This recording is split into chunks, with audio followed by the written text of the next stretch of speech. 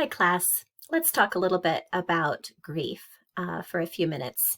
And we're going to take sort of a lifespan view of this. We'll talk a little bit about how um, to talk to children about death. And then we'll also think about how what happens when death happens at different stages of the lifespan. So, first of all, let's think about preschoolers. So, we have to remember way back to talking about preschoolers' cognitive development. A 3 and 4 year old kid is in Piaget's pre-operational stage. Um, they are very magical in their thinking.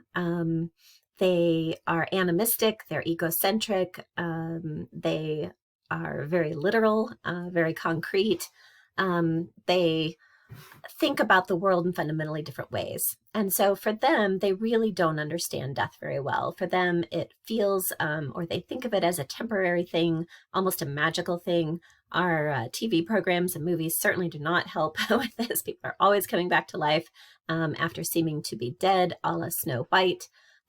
So don't expect a preschooler to really understand that it's a permanent thing or to really understand what has happened, although they will have significant emotions about it.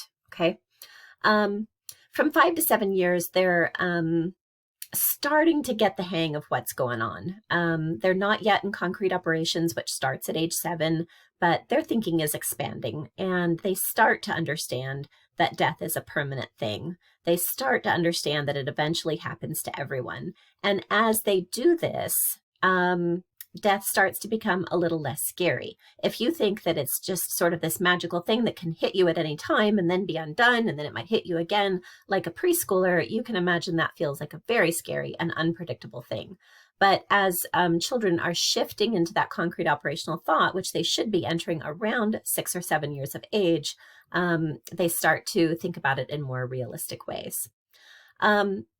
Children can respond to death in the family with a lot of different ways. Let's think about some of these. And some of these are kind of Freudian in their origin. Regression is a Freudian defense mechanism where one goes back sort of emotionally to an earlier stage of development. So a child who was previously potty trained may start wetting the bed, or a child that previously could sleep through the night or had stopped sucking the thumb might need to suck the thumb or try to crawl in bed with you at night. They might feel some guilt for having caused it because they don't really have the causal relationship quite worked out. So they might think, oh, I was naughty and I didn't put my toys away. And remember, mom was so mad and that's why she died. And so good to talk to them about that kind of thing and help them understand that nothing like that causes a death. They may be in a bit of denial. Denial is also a Freudian defense mechanism where we're so overwhelmed by the emotions and thoughts that we have that we just sort of act like it's not real. Nope, he's not really dead. My dog is going to come back when he's better, and talking about when the person is going to get together with them again. Another Freudian defense mechanism you might see is called displacement. Displacement is where we take all the negative emotions and thoughts we have, and instead of aiming them at the true target, because if I aim it at the true target, that's dangerous, we aim it at a target that is less dangerous. So classic example, man goes to work or woman and has a difficult time with their boss, can't take it out on the boss, can't yell at the boss and show anger to the boss, right? So instead you come home and kick the dog and fight with your spouse. That's displacement. So in the case of a child who is upset over the death of a loved one, what would displacement look like? Who are they going to have negative feelings toward? Who are they angry with? They may be angry at the person who left them. Now, that's a dangerous situation, right? They can't do that. No one's going to let them express anger. Maybe they should, but no, they're going to sense, I'm not supposed to be angry with this person who just died. Everybody's crying and talking about how wonderful this person was. And so they might displace their upset and their anxiety onto somebody else who is safer. Maybe a parent, maybe a sibling, maybe a pet. Repression is another Freudian defense mechanism. Repression is where the conscious mind can't handle it And without even being aware of it, the mind pushes it out of consciousness. Denial, you still know, but you act like it's not really there. With repression, it literally goes out of your consciousness. And so they may repress thoughts of the loved one who has died. And finally, we may see wishful thinking about the deceased's return, which goes along with both denial and repression. Older children are going to be a little bit better at coping with their grief. Probably they're going to be able to do a little bit more of that problem-focused coping that we've talked about, as well as emotion-focused coping. And they just sort of have a better sense of personal control, a sense of like, I can control what's going on. I can control my emotions. I'm upset about this. I'm going to go shoot some hoops. So they can engage in some deliberate strategies to feel better. Children will frequently flip back and forth between feeling deep grief and just normal everyday activity. I remember this so clearly. My grandmother had died. I was really little. I don't know, 5, maybe 6, little. And my brother was about 4 years older than I was. And this was the first death of any of my grandparents. And this was my dad's mom. And I remember my dad was upstairs and wouldn't show his face. And we knew that he was really upset. And we'd never seen my dad cry. I think I saw him cry twice, when our dog died and when he dropped me off at college.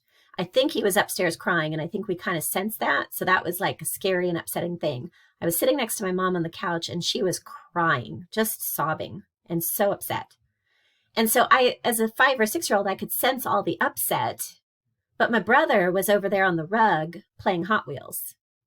And he seemed very off from what everyone else was doing. And so I said to my mom, he's not supposed to be doing that. And my mom, in her wisdom, said, he's okay. And he was okay, because it is normal for young children to sort of switch back and forth between grief and normal activity. With adequate and loving care and support and reassurance that it's okay to grieve, it's okay to be normal, it's okay to have the feelings that they're having, childhood bereavement usually doesn't have any long-lasting effects like depression. Being open and honest with children about the death certainly reduces the difficulty that they have with coping with the death. Okay, here's what you do not want to do. You do not want to use euphemisms. Don't say that grandma went away, or that grandpa is only sleeping, or that the dog went to live on the farm. Because children who are in concrete operations or pre-operations, so in other words, under the age of 12, are going to take this very literally.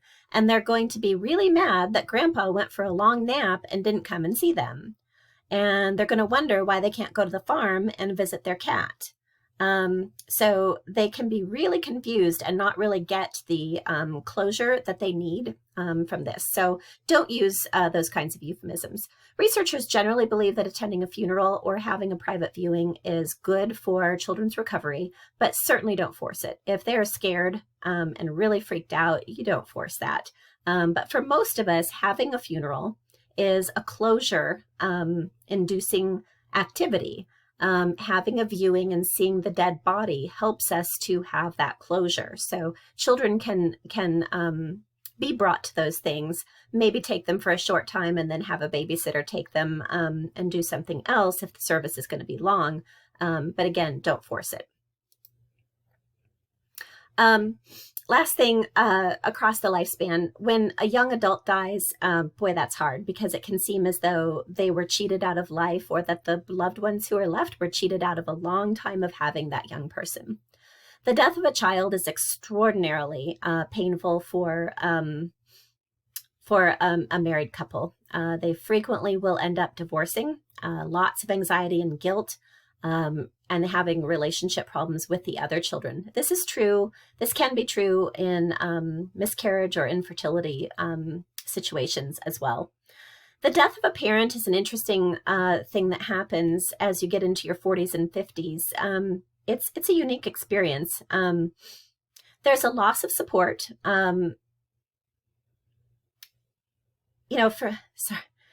dad died in 2001, so almost 10 years ago. And It's still hard, to be honest. And boy, I'll just speak from experience. I have really felt the loss of support.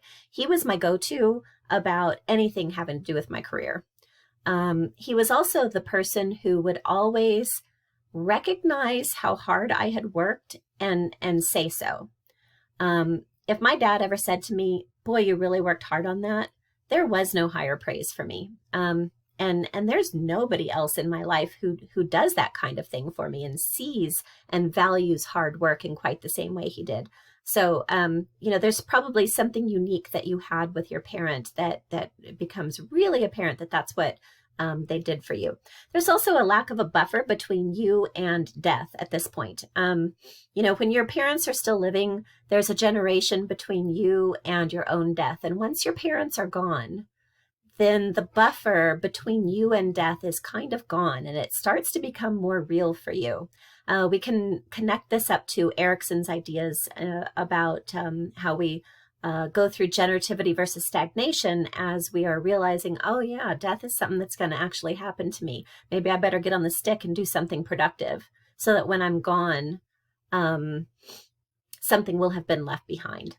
There may also be some feelings of freedom. Especially if the relationship was not that good, there may be a feeling of I'm relieved. Maybe there was a lot of caregiving. Maybe they were very ill, and it can be painful to have some positive feelings like that. It can be very conflicting. The death of a spouse is an extraordinarily difficult thing. Grief can last for 3 or more years, easy. Can be more like 5 to 10, and many people will say that you never really get over it. The grief just becomes something that you are able to live with. Elders who are facing their own death, they work through integrity versus despair. They work through Butler's Life Review. And if they do that well, they become less anxious, they're ready. They've experienced quite a bit of loss before, and they're ready to face the death. So that's a quick brief tour through death across the lifespan and how we grieve.